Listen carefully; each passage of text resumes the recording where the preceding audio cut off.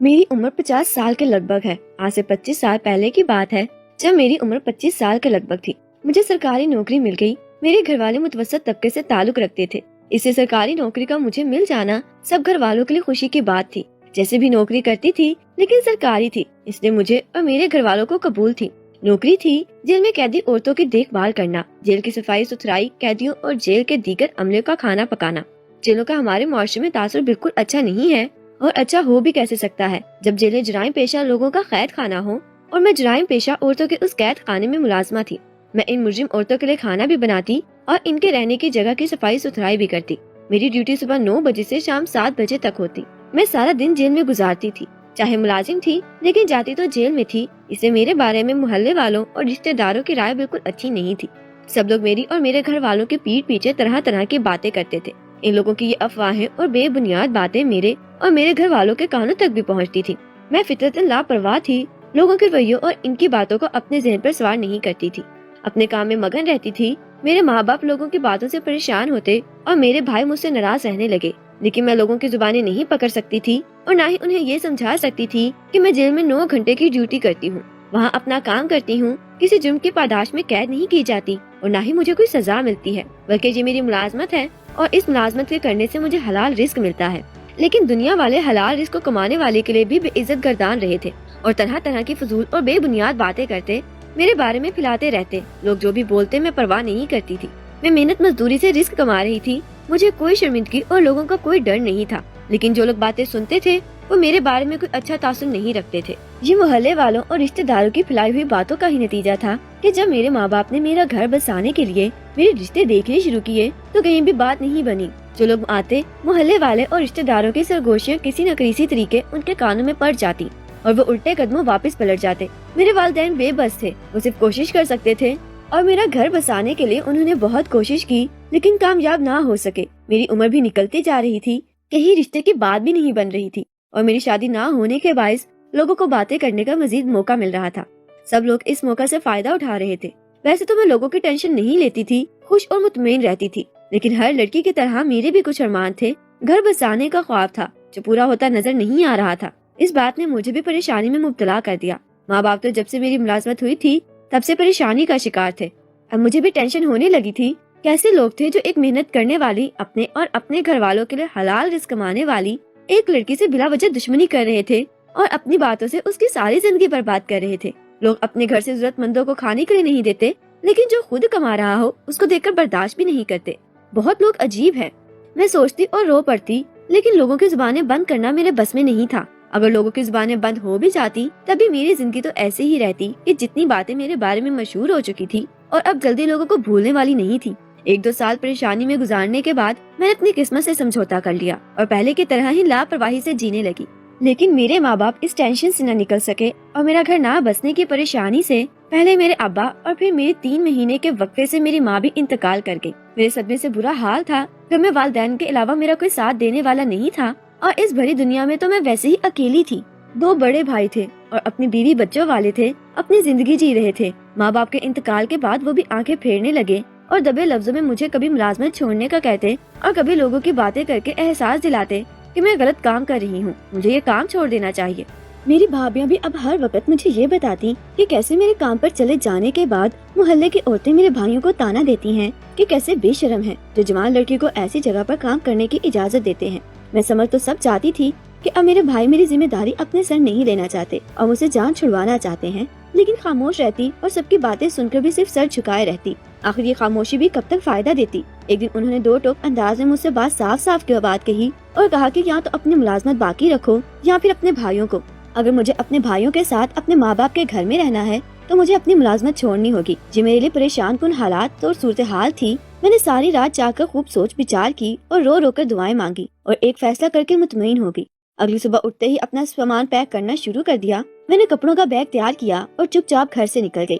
मेरे पास यही रास्ता था। हर तरह से सोचने के बाद मैंने ये कदम उठाया था। अगर मैं मुलाजमत छोड़ देती और भाइयों और भाभियों के आसरे घर पर बैठ जाती तो अपनी जरूरियात को तरस जाती। जो भाई अब लोगों की बातों में आ रहे थे वो बाद में मेरा बोझ कहाँ से उठाते, और रही ये बात कि वो मेरे रिश्ता ढूंढते, मेरा घर बसाने की कोशिश करते, तो ये मेरी गलत फहमी होती। मेरा घर बसाने की मेरे माँ बाप ने सर तोड़कर कोशिश की, लेकिन शादी मेरे नसीब में ही नहीं थी। अब अगर मैं मुलाजमत छोड़ती तो تو باقی زندگی گھر میں پڑے ہوئے فالتو سامان کی طرح گزرتی، لوگوں کے ساتھ ساتھ بھابھیوں کی باتیں اور تانے سنتی، محتاجی کی زندگی گزارتی۔ مجھے دوسرا راستہ مناسب لگا، میں نے وہی راستہ اختیار کیا، سامان باندھا اور خاموشی سے گھر سے نکل آئی۔ جیل کے سوا اور کوئی ٹھکانہ نہیں تھا، پہلے تو صرف میری ملازمت تھی، اب جیل ہی میرا گھر بھی بن گئی تھی۔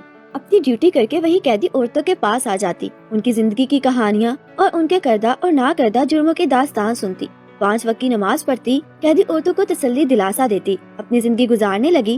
قیدی عورتوں کی بدحالی دیکھ کر مجھے اپنے حالات اور پریشانی یکسر بھول جاتی اور اپنی زندگی پر اللہ تعالیٰ کا شکر بجا لاتی۔ روٹی کپڑے کی ضروریات پوری کرنے کے لیے ہر مہینے تنخواہ آ جاتی تھی اور سر چھپانے کے لیے جیل کی چھت موجود تھی۔ میرے دن ایسے ہی گزر رہے تھے کہ ایک دن ایک جیل میں قیدی عورت کو لایا گیا۔ معلوم نہیں کیا جرم تھا اس کا، لیکن وہ عورت تھی بہت بدحال، شاید نیم پاگل تھی، روتی، چیختی، چلاتی اور اپنے بال نوچتی، کچھ بڑبڑا رہی تھی۔ مجھے اس عورت پر بہت ترس آیا، معلوم نہیں کن حالات کی ماری ہوئی ایسے حال کو پہنچی تھی۔ مجھے تجسس بھی ہوا، اس وقت تو میرا صفائی کرنے کا وقت تھا، اس میں فوراً اس عورت کے پاس نہیں جا سکی اور اپنی ڈیوٹی دینے لگی۔ اس کے بعد جب رات کے کھانے کا وقت ہوا، میں نے سب قیدی عورتوں کے لیے کھانا تیار کیا، اپنا کھانا بھی ساتھ ہی رکھا اور لے کر ان کے پاس آ گئی۔ جب اس عورت کے لیے کھانا لے کر میں اس کے پاس گئی تو اس عورت نے ایک عجیب حرکت کی۔ پہلے تو اس نے مجھے غور سے دیکھا، اس کے بعد معلوم نہیں اسے کیا ہوا، اس نے میرے ہاتھ سے کھانے کی پلیٹ لے کر الٹ دی اور میرے منہ پر تھوک دیا۔ یہ بڑا ذلت امیز سلوک تھا۔ مجھے توہین کے احساس کے ساتھ ساتھ ہی شدید غصہ بھی آیا۔ اس سے پہلے کہ میں پلٹ کر اس پر وار کرتی، اسے جواب میں تھپڑ مارتی، وہ زور زور سے چلانے لگی۔ وہ میری طرف انگلی اٹھا کے ایک ہی بات لگاتار دہرائے جا رہی تھی کہ تم نے اچھا نہیں کیا اپنی بیٹی کے ساتھ۔ چند لمحے پہلے مجھے اس عورت پر جو غصہ آیا تھا وہ اب حیرت میں بدل گیا۔ میری تو شادی ہی نہیں ہوئی تھی، تو پھر بیٹی کہاں سے آتی؟ یہ عورت نیم پاگل نہیں تھی، بلکہ ساری کی ساری ہی پاگل تھی۔ اسے مکمل پاگل سمجھ کر اس کے منہ پر تھوکنے والی حرکت کو میں نے نظر انداز کر دیا اور دوسری طرف بیٹھ کر اپنا کھانا کھانے لگی۔ وہ پہلا دن تھا، اس لیے میں نے زیادہ دھیان نہیں دیا تھا اور رات سکون کی نیند سو گئی۔ دوسرے دن جو صبح ناشتے کے وقت میں باقی سب عورتوں کی طرح ہی اس پاگل عورت کے لیے بھی ناشتہ تیار کر کے لے گئی، تو اس نے پھر یہی کیا۔ پہلے تو مجھے گھورتی رہی، پھر میرے ہاتھ سے کھانا پکڑ لیا۔ مجھے اس کے پکڑنے کے انداز سے ایسا لگا جیسے وہ کھانا پھر سے فرش پر پھینک دے گی، لیکن اس نے ایسا نہیں کیا، کھانا نیچے نہیں گرایا۔ شاید اسے شدید بھوک لگی تھی، لیکن دوسری حرکت اس نے رات والی ہی دہرائی۔ میرے منہ پر اس نے تھوک دیا اور چلاتے ہوئے کہنے لگی، تم نے اچھا نہیں کیا اپنی بیٹی کے ساتھ۔ مجھے رات سے زیادہ غصہ آیا، دل چاہا سلاخوں سے بازو اندر کر کے اس عورت کا گلا دبا دوں، لیکن وہ کھانا لے کر سلاخوں سے پیچھے ہٹ چکی تھی۔ عجیب عورت تھی، اس کو اولاد کے ساتھ برا کرنے کے تانے دے رہی تھی، جس کی زندگی میں شادی ہوئی ہی نہیں تھی۔ وہ سارا دن میرا عجیب سی پریشانی میں اس عورت کے رویے اور اس کی باتوں کو سوچتے ہوئے گزرا۔ رات میں جب قیدی عورتوں کو کھانا دینے کا وقت آیا تب بھی اس عورت نے یہی کیا۔ اب تو میرا غصہ بھی حیرت اور پریشانی میں ڈھل گیا۔ میں نے دن بھر وقفے سے اس عورت پر نظر رکھی تھی۔ وہ نیم پاگل تو تھی ہی، بڑبڑاتی رہتی، اپنے بال نوچتی، کبھی سینہ پیٹتی، لیکن جو میرے ساتھ کر رہی تھی وہ کسی دوسری قیدی عورتوں کے ساتھ نہیں کرتی تھی۔ معلوم نہیں اس کی کیا کہانی تھی، یہ ایسا کیوں سمجھ رہی تھی کہ اس دنیا کا کوئی برا کردار ہوں، حالانکہ میں تو خود اس دنیا کی اور اپنوں کی ستائی ہوئی تھی اور ایک بے گناہ اور آزاد شہری ہوتے ہوئے بھی جیل کی زندگی گزار رہی تھی۔ میرے اندر اس عورت کی کہانی جاننے کا تجسس ابھرا، لیکن یہ دوسری قیدی عورتوں کی طرح تو نہیں تھی کہ میرے ساتھ اپنے سکھ دکھ کہتی۔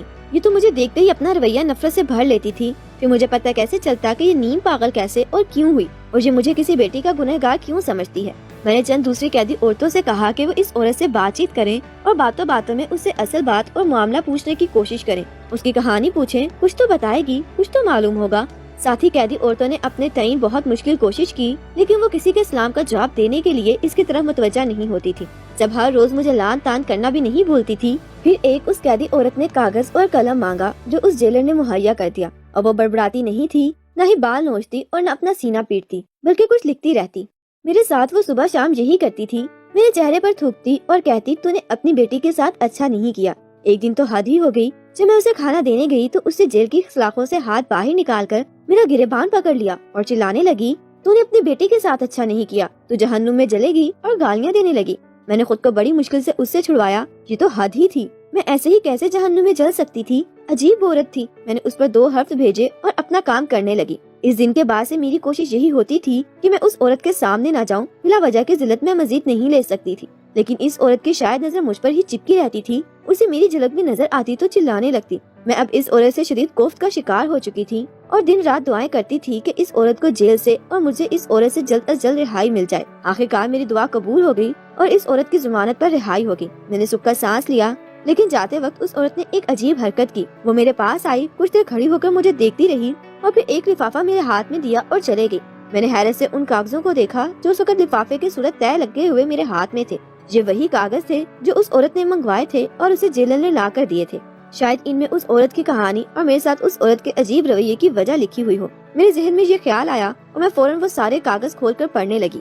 میں جیسے جیسے پڑھتی گئی میرے رونگٹے کھڑے ہوتے گئے اور میں شدید ترین حیرت میں گر گئی۔ یہ بہت ہی غیر متوقع بات تھی، ایسے کیسے ہو سکتا ہے؟ یہ تو ممکن ہی نہیں ہے۔ میں بار بار یہی الفاظ دہراتی تھی، لیکن پھر اچانک میرے ذہن میں میری اپنی زندگی گردش کرنے لگی اور اپنی زندگی کا خیال آتے ہی میں نے یہ تسلیم کر لیا کہ ہاں واقعی یہ بات درست ہے اور ایسا ہی ہوتا ہے۔ اس خیال کے آتے ہی میری بے چینی اس یقین میں بدل گئی اور اگلے دن میں نے بہت سالوں بعد اس جیل سے باہر قدم نکالا۔ باہر کی دنیا دیکھی، سورج دیکھا اور چلتے پھرتے ان لوگوں کو دیکھا جو اکثر لوگوں کے خود مجرم بنا کر جیل کی سلاخوں کی قید کاٹنے پر مجبور کر دیتے ہیں۔ وہ لفافہ میرے ہاتھ میں تھا جو اس قیدی عورت نے مجھے دیا تھا۔ میں نے اس پر لکھا ایڈریس اچھے سے نوٹ کیا، ایک رکشے والے کو پتہ دکھایا۔ اس رکشے والے نے مجھے 2 گھنٹے میں مجھے اس پتے پر پہنچا دیا۔ میں نے کرایہ دیا اور رکشے سے اتر کر گلی میں داخل ہو گئی۔ اس گلی میں گنتے کے 3 ہی مکان تھے اور تینوں کافی خستہ حالت میں تھے۔ مجھے مکان نمبر 2 میں جانا تھا۔ میں دروازے کے سامنے کھڑی ہوئی، دروازے کی کنڈی بجائی اور کسی بھی جواب کا انتظار کیے بغیر اندر داخل ہو گئی۔ سامنے صحن میں وہی عورت ایک بیمار لڑکے کے ساتھ موجود تھی۔ مجھے دیکھتے ہی وہ دوڑ کر میرے پاس آئی اور میرے گلے لگ کر پھوٹ پھوٹ کر رونے لگی۔ میں نے اس کی کمر سہلائی، اسے حوصلہ دیا، تسلی دی اور کہا کہ سب ٹھیک ہو جائے گا۔ میری تسلی دینے سے وہ کافی پر امید ہو گئی تھی۔ میں وہیں صحن میں رکھی چارپائی پر بیٹھ گئی۔ وہ عورت میرے لیے چائے بنانے چلی گئی اور میں اس بیمار لڑکے سے حال چال پوچھنے لگی۔ وہ لڑکا اس عورت کا بیٹا تھا اور ایک ٹانگ سے معذور تھا۔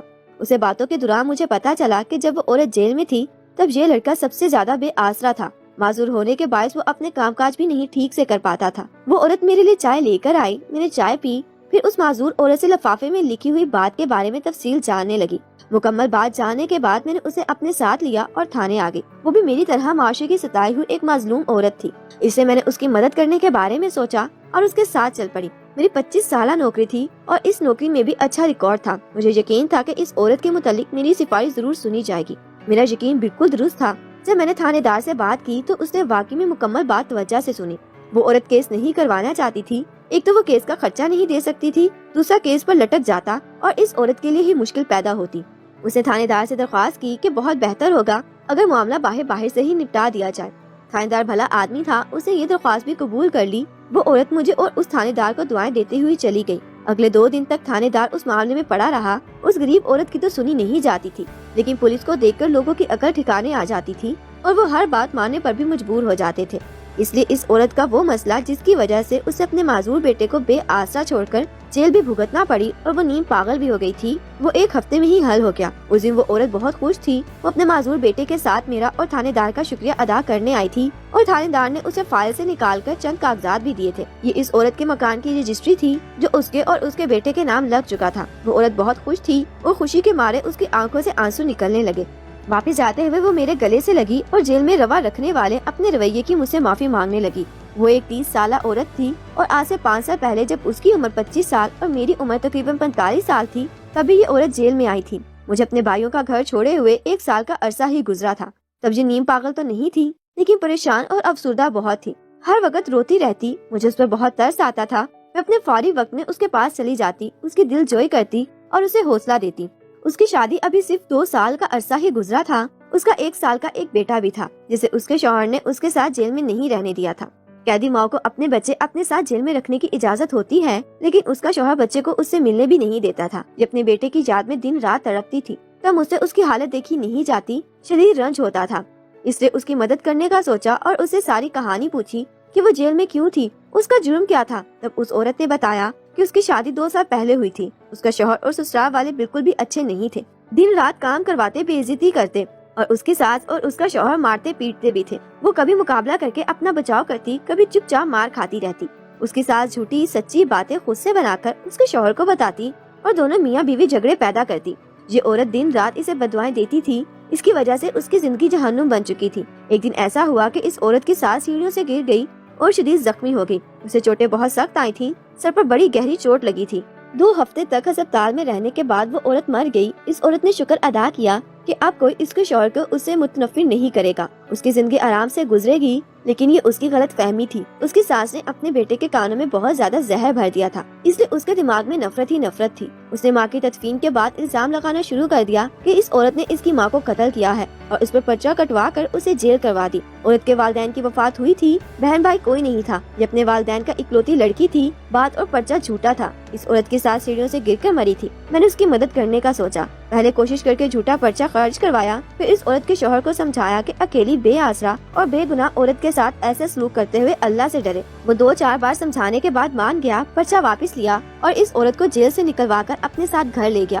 وہ عورت اس شخص کے ساتھ جانا نہیں چاہتی تھی، وہ ایک ظالم انسان تھا، لیکن میں نے سمجھایا در بدر کہاں دھکے کھاؤ گی، وہ سمجھ گیا ہے اور تمہارا مسئلہ حل ہو گیا ہے، اور تمہارے شوہر کے کام بھرنے والا بھی اب کوئی نہیں، جس سے تم ضد نہیں کرو اور اپنا گھر بسائے رکھو۔ نہیں بساؤ گی تو تمہارا بچہ رول جائے گا۔ میں تمہیں اپنی بیٹی ہی سمجھتی ہوں، تمہارا بھلا چاہتی ہوں، اس سے تمہیں اچھا مشورہ دے رہی ہوں۔ اس نے میری بات مان لی اور اپنے شوہر کے ساتھ چلی گئی، لیکن اس کا شوہر فطرتاً برا آدمی تھا، وہ اسے مارتا، کوب کرتا تھا، اور اس کے پیچھے سے جب یہ عورت جیل میں تھی، اس کے بچے کا خیال رکھنے والا بھی کوئی نہیں تھا، اس لیے وہی بیچارہ بچہ بھی کمزور اور ہڈیوں کا ڈھانچہ بن گیا، اور اس کا اثر اس کی ٹانگوں پر ہوا، جس کے باعث وہ معذور ہو گیا۔ ڈاکٹروں کے مطابق علاج تو ممکن تھا، لیکن پیسہ کہاں سے آتا؟ اس عورت کے پاس ایک مکان تھا جس کے ماں باپ کی وراثت میں اسے ملا تھا۔ اس نے سوچا مکان بیچ کر بیٹے کا علاج کروا لوں تاکہ بچہ تا عمر معذور نہ رہے۔ اس کے شوہر کو یہ بات معلوم ہوئی تو اپنی بد فطرت کے مطابق اس نے مکان کے کاغذ اس سے ہتھیا لیے اور اپنے کسی دوست کے ساتھ مل کر اس پر جائیداد پر قبض کا کیس کروا کے پھر سے جیل کروا دی۔ جیل میں آتے ہی اس عورت نے مجھے پہچان لیا، لیکن میں نہیں پہچان سکی۔ اس نے مجھے دیکھتے ہی چلاتی اور بددعائیں دیتی اور کہتی کہ تم نے اپنی بیٹی کے ساتھ اچھا نہیں کیا۔ اگر میں اسے شوہر کے ساتھ رہنے کے لیے قائل نہیں کرتی اور اس کی بات مان کر اس کی مدد کرتے ہوئے عدالت کے ذریعے خلا دلوا دیتی تو اس کے ساتھ دوبارہ اتنا برا نہیں ہوتا۔ پتہ نہیں اب اس کا معذور اور کمسن بیٹا کس حال میں ہوگا۔ کس خدا ترس انسان نے اس کے بیٹے پر ترس کھاتے ہوئے اس کی ضمانت تو کروا دی، لیکن مسئلے مکمل چھٹکارے کے لیے اسے میرے علاوہ کوئی نظر نہیں آیا، اس لیے اس نے اپنی ساری بات ایک خط میں لکھی اور جاتے وقت مجھے تھما دی۔ خط پڑھتے ہی مجھے حیرت ہوئی اور مجھے ساری بات یاد بھی آ گئی۔ میں نے پہلے کی طرح ہی مدد کرنے کا سوچا اور اس بار کہا کہ مدد اس طرح کروں گی کہ اس کے شوہر سے اس کی جان چھوٹ جائے اور وہ بد فطرت آدمی دوبارہ کبھی بھی اس عورت کو تنگ نہ کر سکے۔ اس کے لیے تھانے دار سے بات کی، تھانے دار نے اس کے شوہر کو پکڑ کر جیل میں ڈال دیا۔ مکان کی رجسٹری اس کے شوہر سے واپس لے کر عدالت کے ذریعے سے مکان اس عورت کے نام لکھوا دیا اور جو اس کے شوہر کا گھر تھا اس کی رجسٹری اس کے بیٹے کے نام کر دی۔ اب یہ عورت ایک گھر میں خود رہتی اور دوسرے کو بیچ کر اپنے بیٹے کا علاج کرواتی۔ اس کا شوہر ہمیشہ کے لیے جیل میں سڑتا رہا اور وہ اپنے کیے کا پھل پاتا، اور اس عورت کو اس کے صبر اور آزمائش کے بعد اچھا صلہ مل